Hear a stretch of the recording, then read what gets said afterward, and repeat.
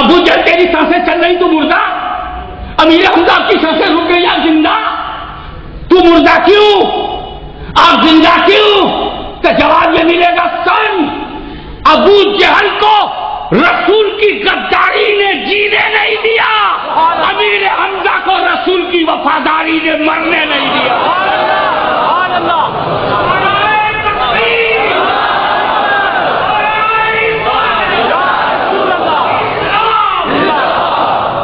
تو اب کنکلوژن یہ نکلا کہ رسول کا جو وفادار ہے وہ زندہ ہے، گھر میں ہو تو زندہ ہے، کمرے میں ہو تو زندہ ہے، مسجد میں آئے تو زندہ ہے، ہاسپٹل میں جائے تو زندہ ہے، گریو یارڈ میں پہنچ جائے تو زندہ ہے، محشر میں پہنچ جائے تو زندہ ہے، جنت میں پہنچ جائے تو زندہ ہے، اس لیے کہ رسول کا وفادار ہے۔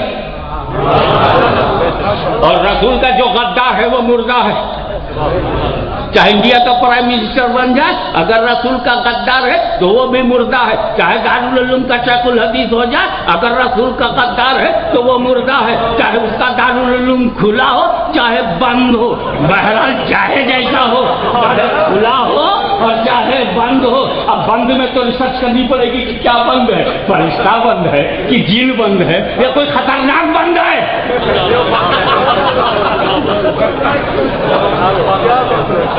ہم نہ مولوی دیکھیں گے، نہ اس کا جرم دیکھیں گے، نہ اس کا یونیفارم دیکھیں گے، نہ اس کا آؤٹ لک دیکھیں گے، نہ اس کا انسائڈ آؤٹ سائڈ دیکھیں گے، ہم صرف یہی دیکھیں گے نبی کا فیتھفل ہے کہ نہیں۔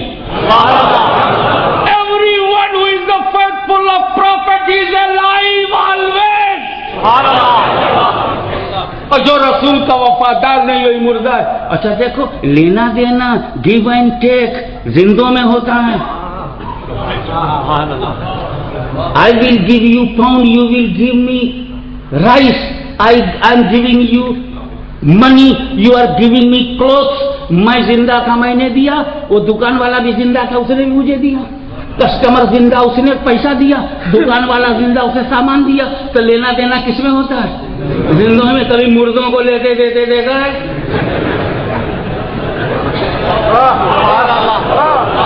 مردہ نہ لیتا ہے نہ دیتا ہے، یہ تو زندہ ہی کرتے ہیں۔ تو رسول کے جو وفادار یہاں ہیں وہ یہاں زندہ، اور جو انتقال کر کے وفادار وہاں چلے گئے وہ وہاں زندہ۔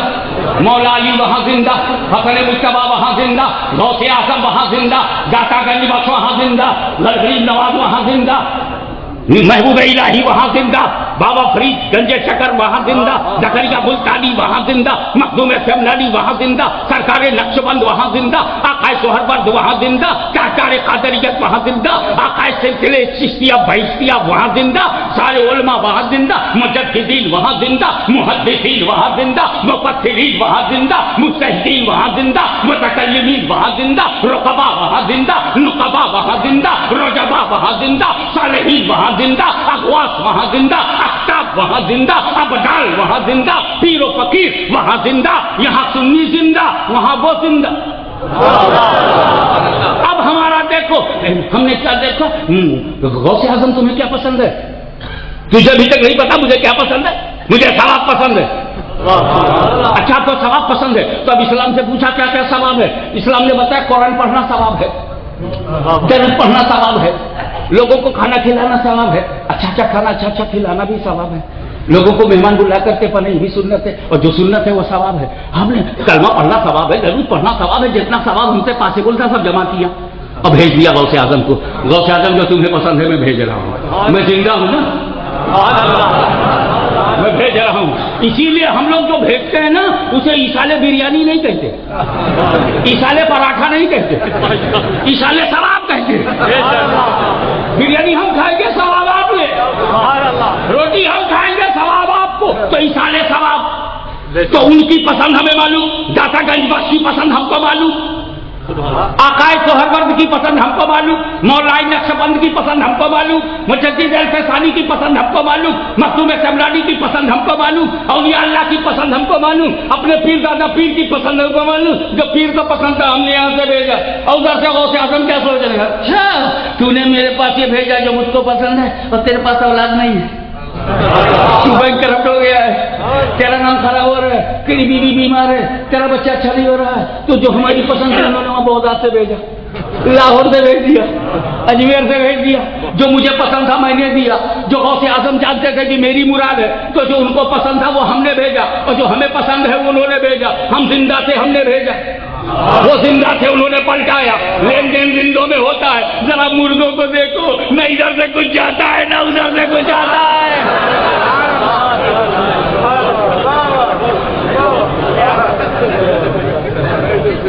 اور جب یہ کہتے ہم نہیں بھیجیں گے، ہم سمجھ گئے مت بھیج، ہم پہچان گئے تو زندوں میں نہیں ہے،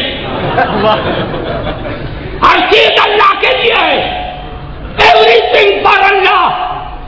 پھر تمہاری حیثیت کیا ہوئی؟ خود تم اللہ کے لیے ہو، پھر کیسے بول دیے یہ گھر میرا ہے؟ جن لوگوں نے میرا کہا ہے وہی رو رہے ہیں، یہ گھر میرا ہے، یہ بیٹا میرا ہے، یہ بیٹی میری ہے، یہ بچہ میرا ہے، یہ اکاؤنٹ میرا ہے، یہ سینٹر میرا ہے، یہ مدرسہ میرا ہے، یہ مسجد میری ہے، وہی لوگ رو رہے ہیں جو میرا میری میں ہے۔ لیکن دیکھو، قربان جاؤ لاہور شریف والے پر، قربان جاؤ اجمیر شریف والے پر، قربان جاؤ بغداد شریف والے پر، وہ تو یہ کہنے لگے یہ گھر تیرا ہے، یہ گھر تیرا ہے، عبد القادر کی ساری دولت تیری ہے، علم تیرا ہے، فضل تیرا ہے۔ اسی لیے جب شیطان نے بہتانا چاہا اور لاسٹ میں کہا عبد القادر تیرے علم نے تجھے بچا لیا، تو کہا وہ میرا کب ہے؟ وہ تو اللہ کے فضل نے مجھے بچا لیا، اگر علم بچاتا تو تیرے پاس علم تھا تو کیوں نہیں بچا؟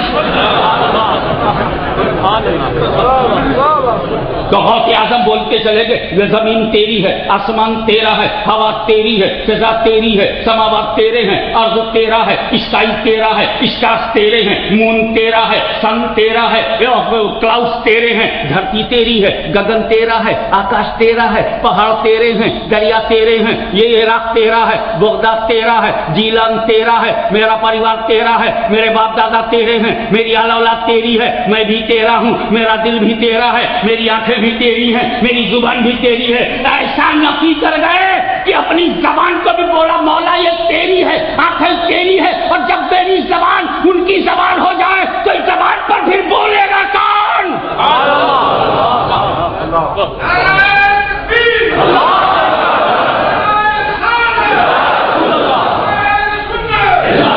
لیکن وَإِنَّا إِلَيْهِ رَاجِعُونَ میں ذرا سی طبیعت یہ اٹک گئی کہ ہر چیز اللہ کے لیے تو ہے، میں اس کی طرف لوٹے گی تو لوٹنے کے لیے لوٹنے والا بھی چاہیے، اور جو جگہ ہے وہ جگہ طے ہونی چاہیے کدھر جانا ہے۔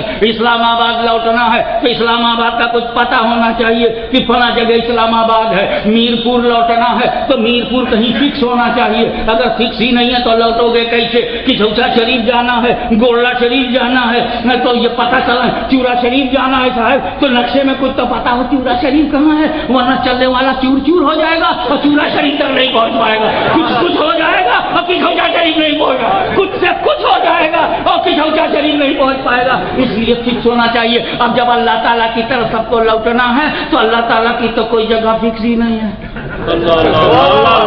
اب ہم لوٹیں گے تو کہیں سے لوٹیں گے؟ اللہ فکس نہیں ہے، وہ تو مکان و مکانیات سے پاک ہے، تعین و تعینات سے پاک ہے، حد و حدود سے پاک ہے، شکل و اشکال سے پاک ہے، جسم و جسمانیات سے پاک ہے، زمان و زمانیات سے پاک ہے، حد اور حدود سے پاک ہے، لمٹ و لمیٹیشن سے پاک ہے، سچویشن سے بھی پاک ہے، حد سے بھی پاک ہے۔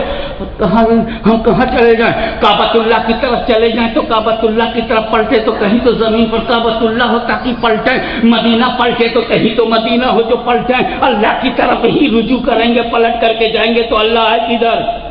فکس کدھر؟ وہ تو فکس ہے ہی نہیں، وہ تو لمٹ سے پاک ہے۔ تو اب ہمیں ڈھونڈنا پڑے گا، ارے کوئی ایسی ذات اللہ نے بنائی ہے کہ جس کی طرف پلٹ جاؤ تو اللہ ہی کی طرف پلٹ گئے۔ جب ایسا ذہن بنا اور ہم ڈھونڈنے لگے کہ کوئی ایسا بندہ مل جائے جس کا کیا خدا کا کیا ہو، جس کا بولا ہوا خدا کا بولا ہوا ہو، جس کے پیچھے چلنا خدا کی اطاعت ہو۔ اور جب ایسا سوچ کر ہم نے قرآن کی اسٹڈی کرنا شروع کیا تو وما رمیت اذ رمیت ولکن اللہ رمی، ہجرت کی رات ہے، نبی کی ذات ہے، دشمنوں کی گھات ہے، تجلیوں کی برسات ہے، نبی کی ذات ہے، علی کا اس میں ہاتھ ہے، اندر کی ایک بات ہے۔